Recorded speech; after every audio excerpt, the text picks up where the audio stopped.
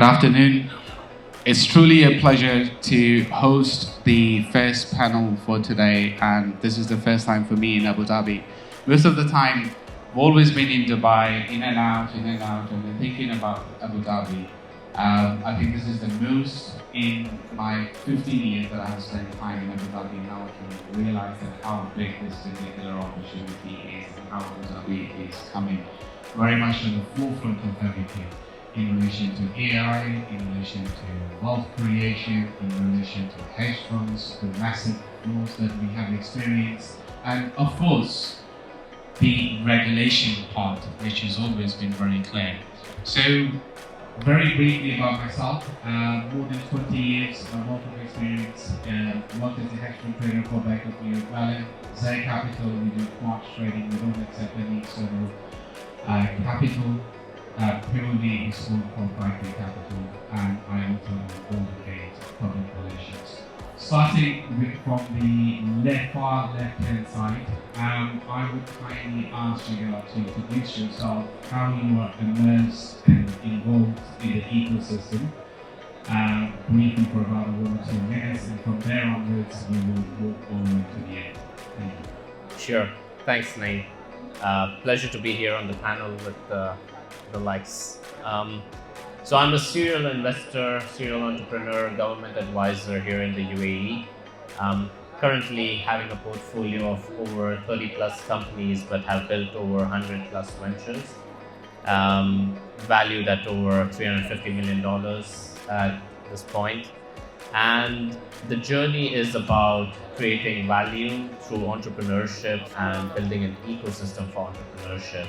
So having deep dived into all aspects of support functions when it comes to startups, be it through funding or be it through my ventures, whether they range from marketing agencies to recruitment agencies, contact centers, software development agencies, to even running government operations in public-private partnerships in the form of operator of multiple free zones and economic zones here in the UAE.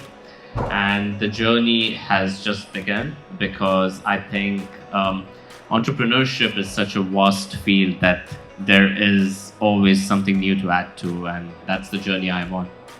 Thank you.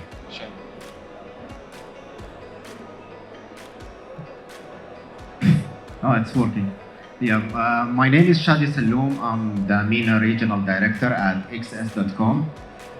Basically, till October, I'm gonna be completing 15 years in the industry, helping brokers to build up, grow, and expand in MENA region successfully. Holding international certificate in wealth and investment management and financial advice, and many regional regulatory bodies like ESCA, Kuwait, and SISA. Thank you.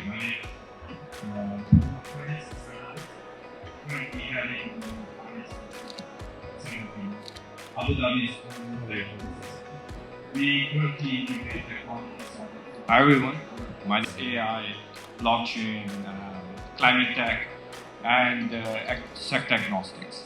So we provide access to market, access to capital, sovereign fund, funding to technology startups. So in this space of Abu Dhabi, currently in the UAE, we are promoting and fostering the innovation. So personally, I'm affiliated with the last 5 years. Before that, I was fund, but I was completely heading the healthcare sector for the financial ministry. Thank you. Although this most of the experience and most of the conference is about trading, it is about wealth creation and opportunities within that world. But given the fact that we are in Abu Dhabi and we have allowed both on the panel, I do want to establish some baseline in terms of the ecosystem over in Abu Dhabi. Could you please walk us through the improvements, the developments that we have seen over here in Abu Dhabi, and how powerful the ecosystem has become? And we will have the same question for you, Jigar. I'll take it. Abu Dhabi is at the forefront of innovation and entrepreneurship.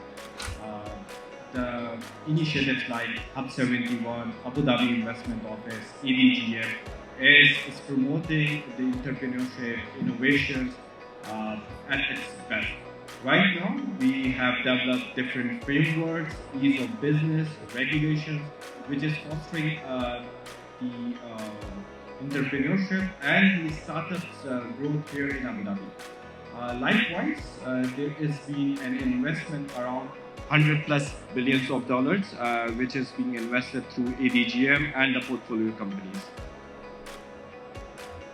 So from my experience, when it comes to Abu Dhabi, it has played a crucial role when it comes to entrepreneurship. But it's not just in the form of the funding that it has brought to the table. It is also the kind of funding that it has brought to the segments and the sectors that they have brought that funding into.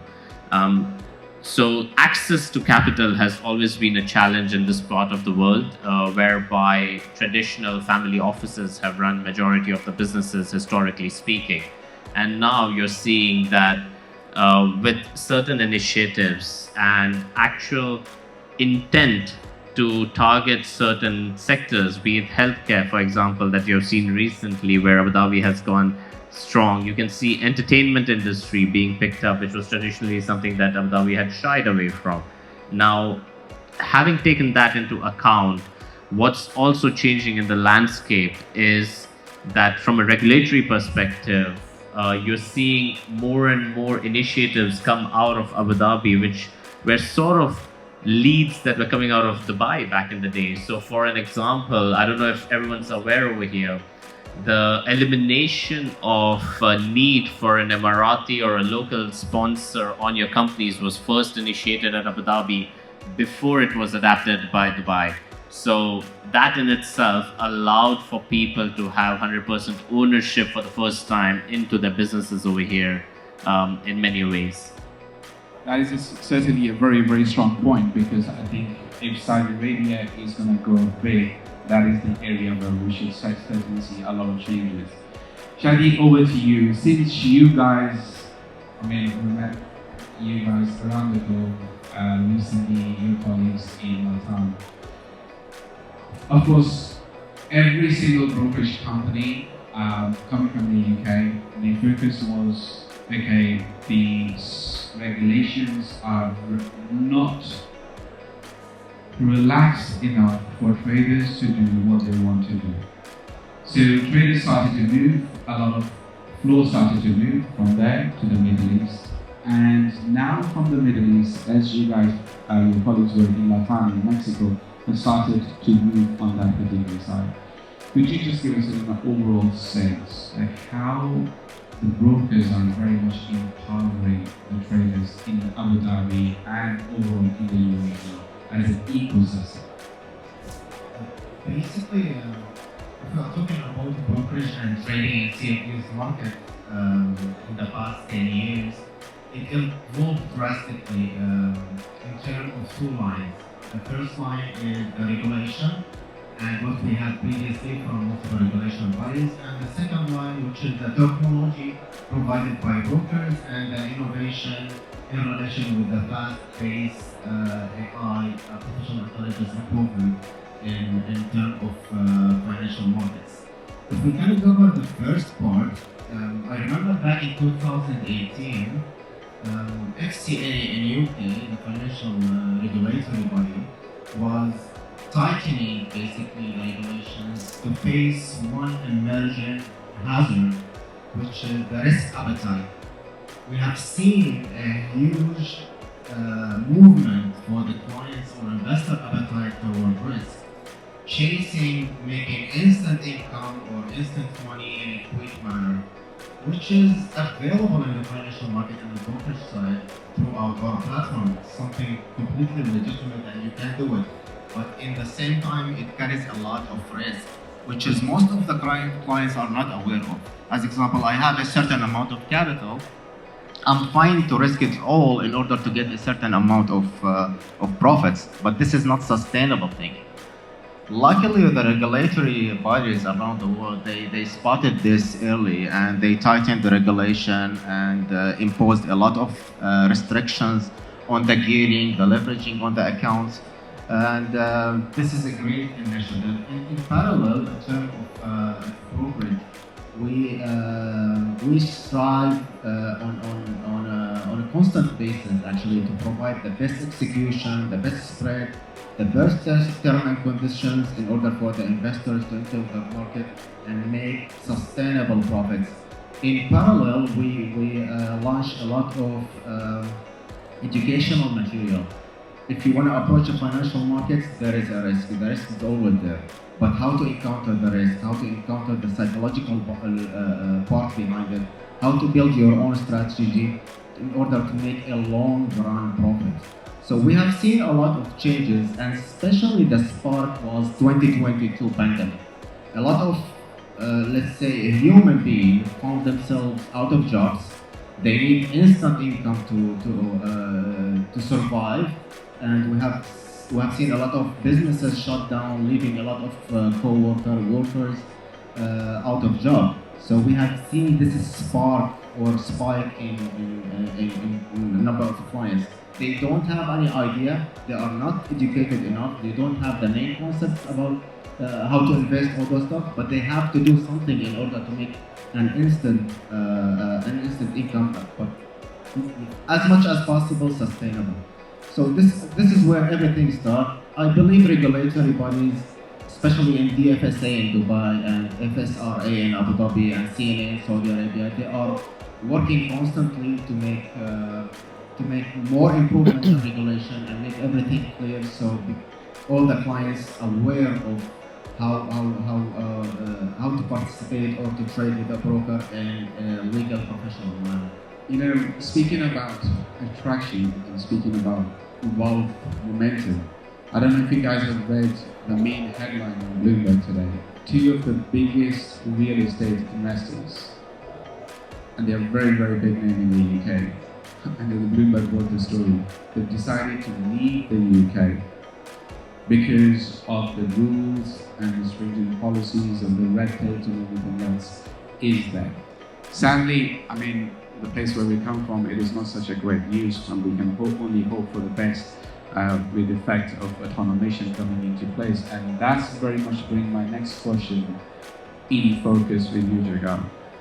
Given the fact, you know, with GITEX, with one of the major themes used to be about AI innovation.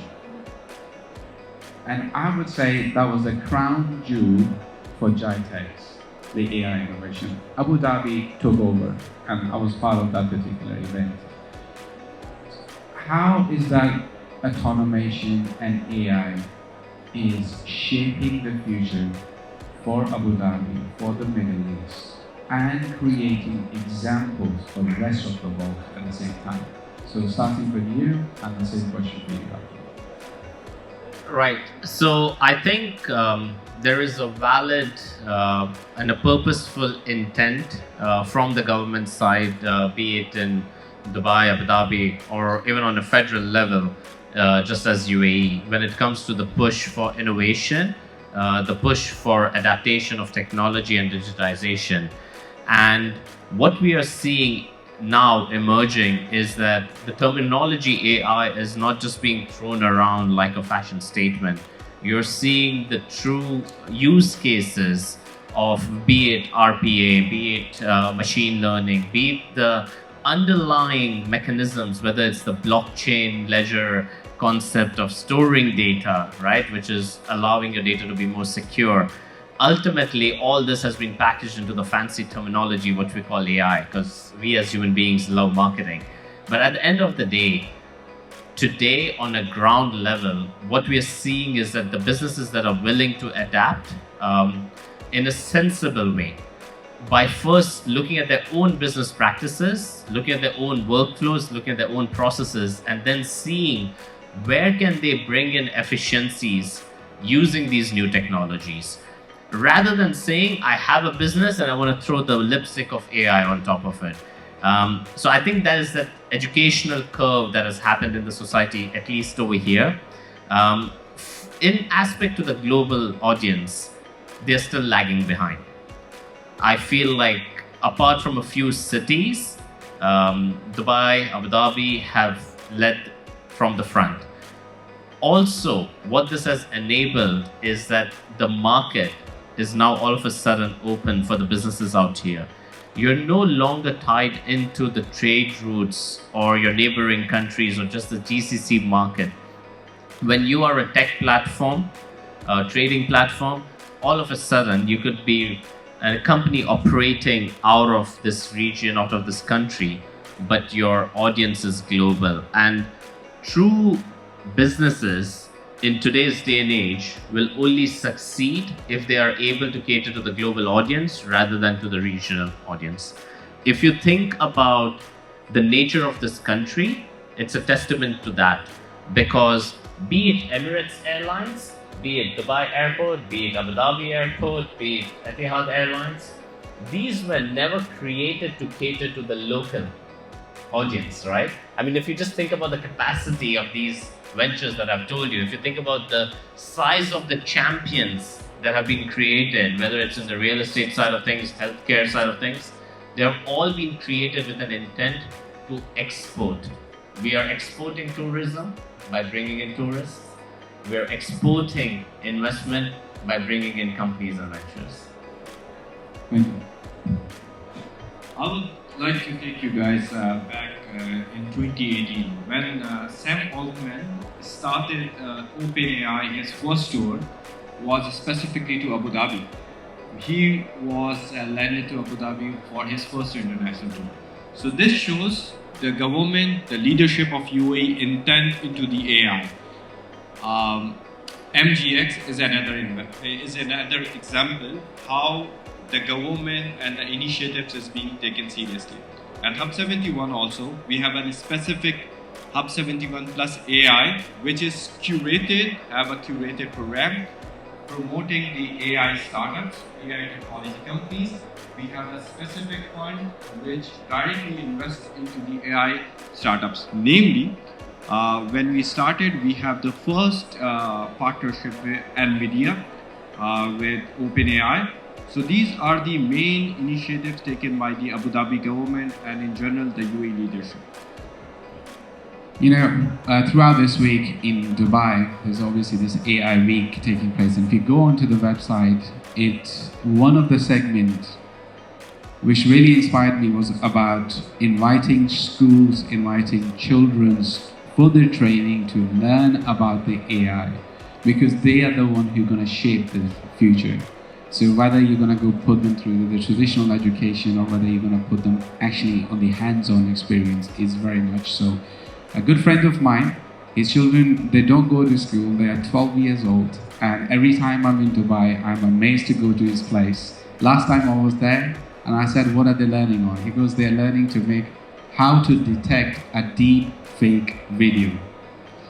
So this is an amazing. So Shadi, with that aspect, thinking about that young generation, bridging the gap from that one, from a broker's point of view, what sort of a platform, ecosystem are you building to attract that audience into the wealth creation generation era that we are about to see? Before we dive into that point, let me elaborate on one thing related to AI when it comes to the broker side. Basically, because the main purpose of such events and the expos is to elaborate more on the new trends emerging, whether it's good or bad, basically to make investors more aware of where to get advice on financial things. There is a new trend emerging related to AI, especially on Telegram, by the way, which is AI-generated technical analysis, AI-generated signals, all those stuff. Most of those channels are fake, and we are trying to spread awareness whenever we are presented and in each event, because such thing is not simple. It's need a lot of efforts, need a lot of working behind it, and a lot of analysis in order to provide such a thing. Talking about bridging the gap when it comes to the brokerage side between the investors and the market and the brokers, basically in XS, for example, we have lately launched what is called XS AI. It is not. It is not an advice. It is not a magical solution that will give you the constant base to make a constant money and to make constant profit. What this AI basically is doing is whenever you are increasing number of entry and exit in the market and position, it will capitalize on your behavior. He's telling you when you are over trading, when you are not trading as it should be, and it analyzes over 10 aspects. It doesn't give you an advice. AI doesn't give you an advice. He doesn't know. It's like a human being. It's developed by human beings at the end of the day. He doesn't know where the market is going, but he is capitalizing on the statistical data he's analyzing over a long period of time that we can't do it as a human being. And based on that, he is giving recommendation. Those recommendations might be false, might be right, but it is elaborating and it is worth to build up and work based on those recommendations.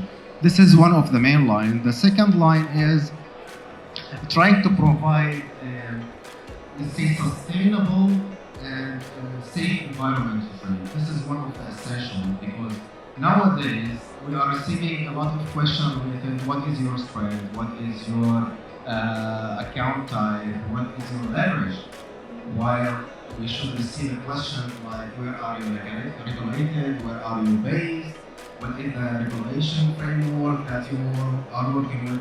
Those concepts I was hearing like 10 years ago. Nowadays, no, it's all about just entering quick. Okay, what is your account opening requirement? You need to do with the usual KYC. I need creating an account, build a economic profile, providing POR. Can I do it without POR? What are you entering? Which world you are living in? You need to make sure that you are sticking to the broker, that fulfilling the regulatory requirements in order to enter to the market in a safely manner.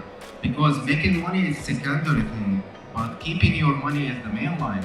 I'm here to grow my money, to make more investment, to make sustainable income. I'm not here to just facing extra difficulties. So this is what we are trying to build on, especially in such events, spreading awareness, what is new emerging in terms of technology that we are using, but mainly educational purposes. I'm going to put you on the spot in relation to your this access.ai.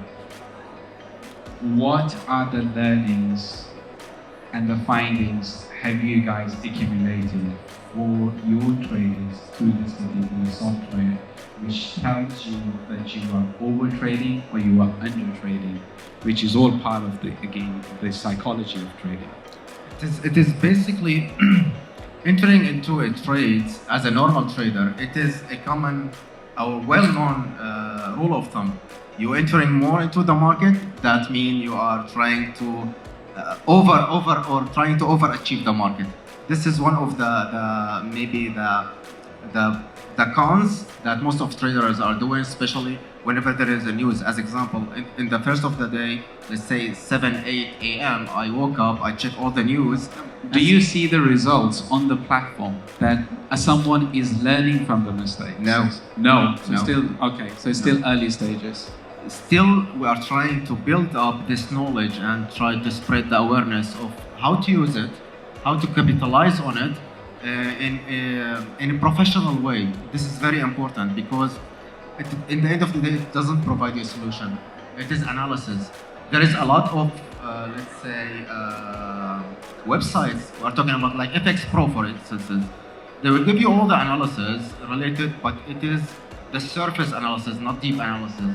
When you are, as example, trading 50, 45, 30, 40, 50 positions per day, you are over trading.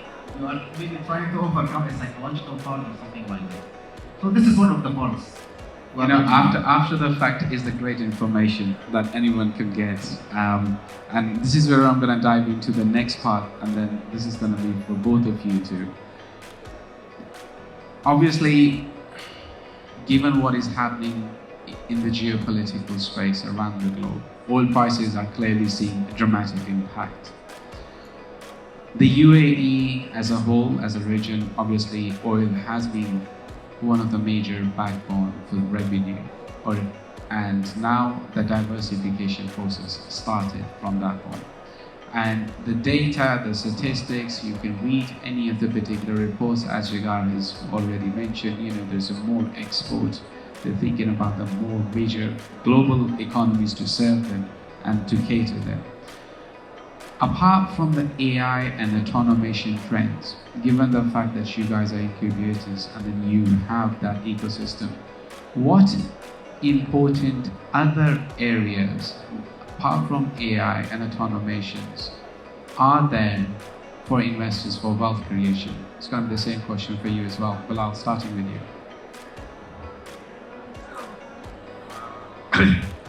With the starting of the Abu Dhabi focused, or the UAE was focused on diversification of economy.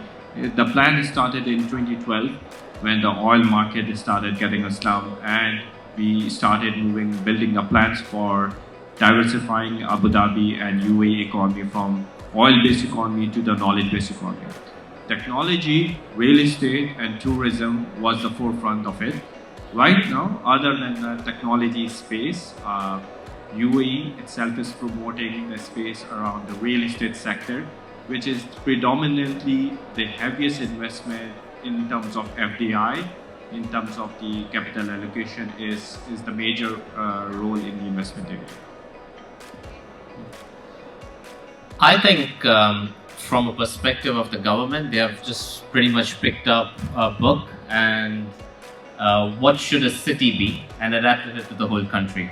They said, well, a great city needs health, education, entertainment, safety and security. That's your HEESS. And they said, how do we go and be the best in class in each of this aspect? Now, while we're sitting here, we have to be mindful of how new this country is. While we are sitting here, we have to be mindful that the best university in the UAE is still only ranked 263 in the world. If you think about the number of unicorns out of UAE, it's just 11 in compared to the 100 plus out there. However, that doesn't let them stay back. It's only encouraging the leadership out here to push forward. So the vision is very clear. We are not here to be number 2. We do not have any intention in playing second. We want to be the best at what we do. And that means you're going to see healthcare, education, entertainment, safety and security being the best in this country. So if you were to look at investing, I would say focus on that segment or those segments, because ultimately that's where they're heading. Bilal, you touched. To add on those further sectors, recently UAE has launched 3 main clusters, which was biotech, space tech and aerospace. So these are the 3 main sectors currently which is future agnostic, and the government is looking into the investment in these areas. One of which was announced last week, which is health cluster. We are looking into the biotech and the health tech sectors for the capital allocation into the manufacturing and the new pharmaceuticals. Shadi, I want you to start thinking and dwelling into your experience. And I'm going to come back to you, but I'm going to go to Bilal for one more thing before that. Earlier, you mentioned health and tech as a sector creating a lot of huge waves in the industry.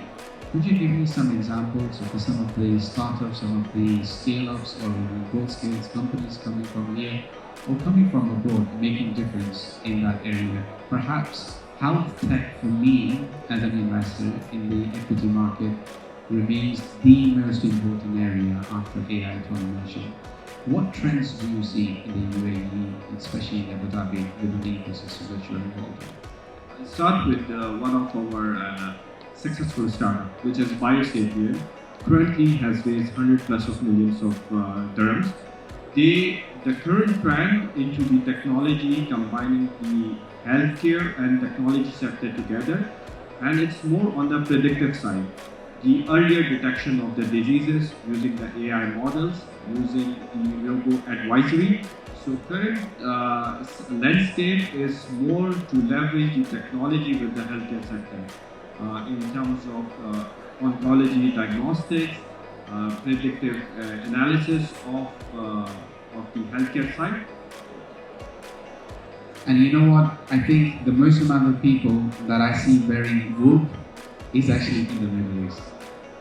And it's just like, it's inspiring to see that how the whole generation, everyone is just changed into that one, into this particular set of mind, that diagnostics, equipment, having detection of the diseases that you know very well you are going to have because of your genetics, but you can change your diet, you can adopt, you can gain that, is a way for longevity.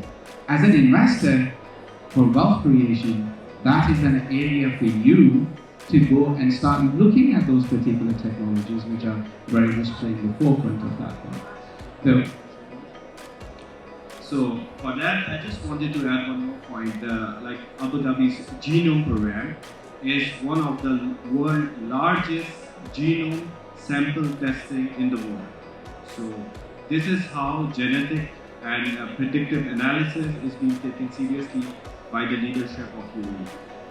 So speaking and then thinking from the same particular set of mind, but thinking that everyone in this particular area is ahead of the curve. They wanted to protect that particular disease, which they are bound to have it because it is in your genes. For example, diabetes is in my genes. I can reduce the intake of that one. So going back to the brokers side of these things, I wanted to take a conversation there. How do you see the retail brokerage environment, the ecosystem evolving from your, if you can develop anything from your experience? I'm going to give you a minute or two because this question is off the script. Not that we have the script, but from your experience, how do you see that particular area evolving in the future for that particular mentality of the people that you think? So basically, I'm sort of between my small circle of famous of crazy ideas, basically. Trying to think differently in order to achieve some objectives. One of the craziest ideas I had in mind, like now, what we are doing as investors, as a client, I look for certain investment, I search for the options. Out of those options, I choose the full or the most recommended one. I visit their website, I check their services, what they are providing, what they are doing, and based on that, I took my decision and maybe invest or something like this. What if we can do all of this using sort of AI or a 3D environment website, as example, like putting the glasses or putting the cap, walking to the website and check everything by my hand. I'm not clear. Just go a little bit deeper. It sounds very interesting. Okay. Actually, we had this type of experiences before. It is interesting. Back, if I'm not mistaken, 2021, because of the emerging of the pandemic, and we had to do sort of expo related to the brokerage side. It was back in Jordan, if you remember. So we have done a virtual website where I walk in my virtual expo. The organizer done everything, meeting room. You can talk with each other. We can fix deals. It was interesting, but still lack a lot of improvement because 5 years ago AI and artificial intelligence was not that developed yet until what we have now. But it was something sparking some future innovation related to this one. But imagine everything like done virtually. I trade virtually. I see the stock in front of me moving. It's more interesting, more engaging, more entertaining, and providing a lot of information that you might not be aware of. It's like playing a chess game. If you are watching from up, you are seeing all the board, but you are sitting in front of your opponent, there is a lot of corner you are missing. It's completely the same story here. This is one of the craziest ideas. I remember second crazy idea that we can capitalize on an example. As a part of my job as a regional director, I look for brand awareness, how to capitalize on our brand, how to spread our brand from marketing perspective. I thought of the influencers. What is the main line? The influencer, we go to the influencer because they are dominating the social media basically, and we ask them for collaboration, spread our names, spread our activities. How to make the influencer come to us? Instead, we go to them. So I thought of why we don't make influencer stock exchange. Your influencer has stocks. Everyone can trade. Your stocks will be evaluated based on your views, your videos, your comments, your engagement activities, and actually clients can trade those stocks through our platforms. I've done already the research, I've done everything related to that. Then the last point, is this idea existed? Yes, it was. You will be surprised like how we have evolved as a human beings, covering each and every aspect. There is literally nothing to think about. Maybe AI, the guys can help us in the future. Maybe the AI can help us improve our way of thinking and creating more creative things.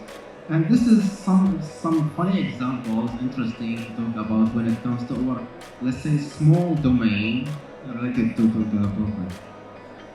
Right, I wanted to add to Shadi's idea over there of the virtual reality. Shadi, you might be interested because just a few months ago, I invested in a company which actually provides exactly what you just said, but in a much more evolved Web3 version of virtual reality / metaverse, whereby you can come into a virtual world, conduct transactions, have your documentation and see each other and conduct your board meetings, presentations, graphs. The virtual expo can be showcased. So maybe this is something we can take offline. Sure. We're pretty much coming towards the end of this particular panel. We've got just a couple of minutes. And one thing that I would like to add to this one is, there was an era, I started trading in 2008. This is when I graduated from the university. So this is a long time ago.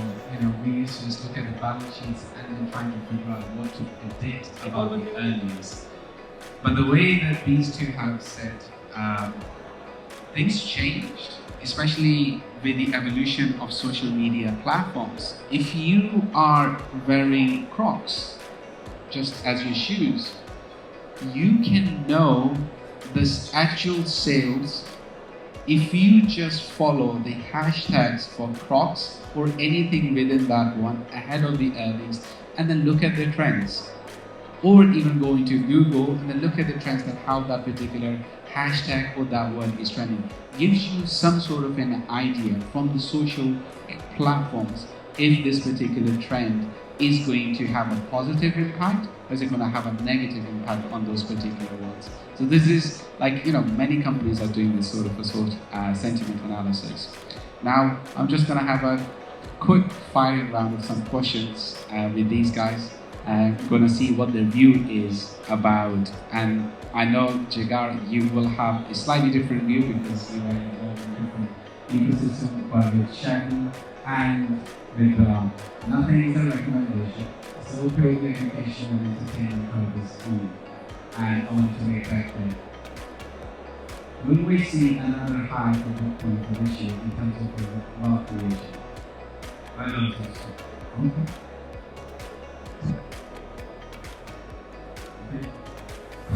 We all love to see this. I think if there are enough people out there willing to go down that trend, yeah. But ultimately, I would rather see those people in Vegas. It's more fun out there. Okay. What about the audience? Raise your hand if you think there will be another all-time high for Bitcoin for this year. And I can tell you something. ARK, BlackRock, Fidelity, and a few other institutions just in the last 72 hours are heavily investing. The ecosystem, and this is only my personal view, not an investment advice, the ecosystem is as strong as it can be from the fundamentals perspective. And as of yesterday, another company called Capital 21 backed by Tether, and backed by SoftBank, backed by Fitzgerald, created another competitor for a company called MicroStrategy, which you all will know. Do you know how many Bitcoins MicroStrategy owns on its balance sheet right now? 538. This particular company is going to start with a 42,000 as the only competitor in the whole space, backed by again SoftBank and Clever. That is a huge, huge opportunity. I think I always learn one thing from the markets in 20 years of experience. If you wanted to buy when everyone is panicking, buy when the fundamentals are this strong. The sentiment is that it is lowest level ever. And I think we are in one of those particular times. I wholeheartedly wanted to thank you to my panelists who helped us to create this particular panel for today. Please put your hands together for esteemed panelists.